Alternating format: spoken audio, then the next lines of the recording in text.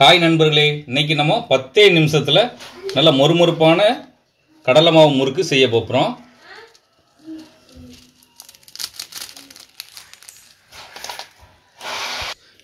எப்படி செய்யறதுன்னு பார்த்துடலாம் வாங்க. வீடியோக்குள்ள போக முன்னாடி நம்ம சேனலை ஃபர்ஸ்ட் டைம் பாத்தீங்கன்னா சப்ஸ்கிரைப் பண்ணிடுங்க, பக்கத்துல இருக்க பெல் ஐகானை கிளிக் பண்ணிடுங்க. அப்பதான் போடக்கூடிய வீடியோஸ்லாம் உடனுக்குடன் நோட்டிஃபிகேஷன் வரும். வாங்க வீடியோக்குள்ள போகலாம்.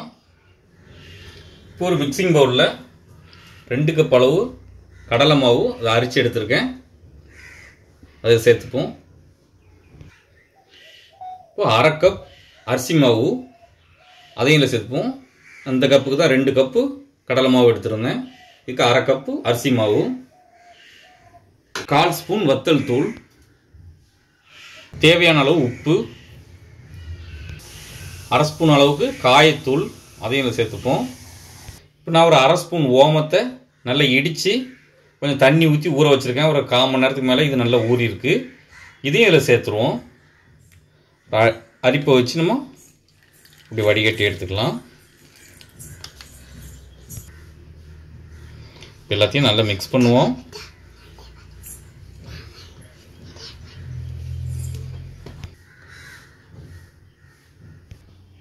இப்போ கொஞ்சம் எண்ணெயை சூடு பண்ணி எடுத்துக்கலாம்.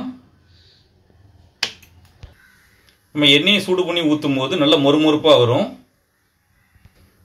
எண்ணெய் நல்லா சூடாயிட்டு எடுத்துடலாம்.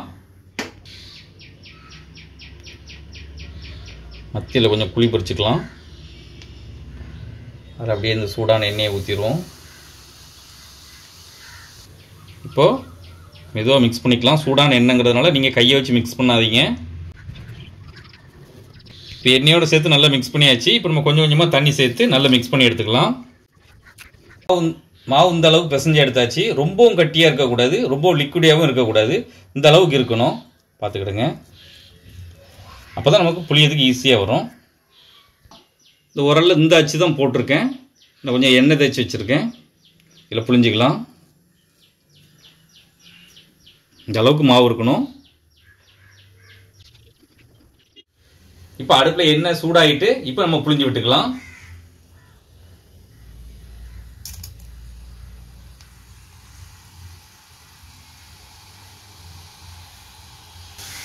போட்ட உடனே நம்ம பரட்டி போட்டுறக்கூடாது. இந்த மாதிரி கொஞ்சம் மேலே வந்ததுக்கப்புறம் நல்லா வேகட்டு அதுக்கப்புறம் திருப்பி போட்டுக்கலாம்.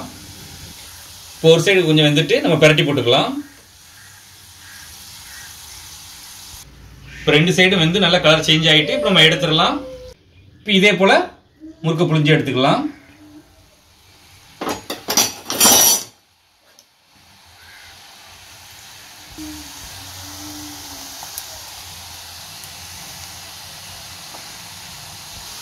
இதையும் தீயை வந்து நல்லா மீடியம் ஃப்ளேமில் வச்சு நல்லா பொரிச்சு எடுத்துக்கலாம். இப்போ ஒரு சைடு நல்லா வெந்துட்டு நம்ம பரட்டி போட்டுக்கலாம்.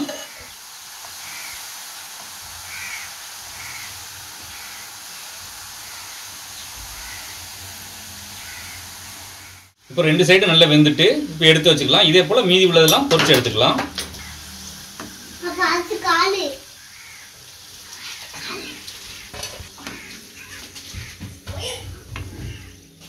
இப்போ ரொம்பவே இன்ஸ்டன்டான கடலை மாவு முறுக்கு நம்ம செஞ்சிட்டோம்.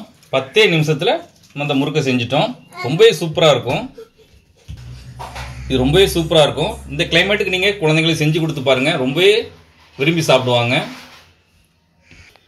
நீங்களும் வீட்டில் ட்ரை பண்ணி பார்த்துட்டு எப்படி இருந்துச்சுன்னு கமெண்ட்ல சொல்லுங்கள். இந்த வீடியோ பிடிச்சிருந்தா லைக் பண்ணுங்கள், உங்கள் ஃப்ரெண்ட்ஸ் அண்ட் ஃபேமிலிக்கும் ஷேர் பண்ணுங்கள். இது போல் நிறைய வீடியோஸ் பார்க்கணுன்னா மறக்காம நம்ம சேனலுக்கு சப்ஸ்கிரைப் பண்ணிக்கிடுங்க. நம்ம ஏற்கனவே அரிசி மாவு வச்சு இன்ஸ்டண்ட்டாக ஒரு முறுக்கு வீடியோ போட்டிருக்கோம். அதனுடைய லிங்க் டிஸ்கிரிப்ஷனில் கொடுக்கும், மறக்காமல் செக் பண்ணி பாருங்கள்.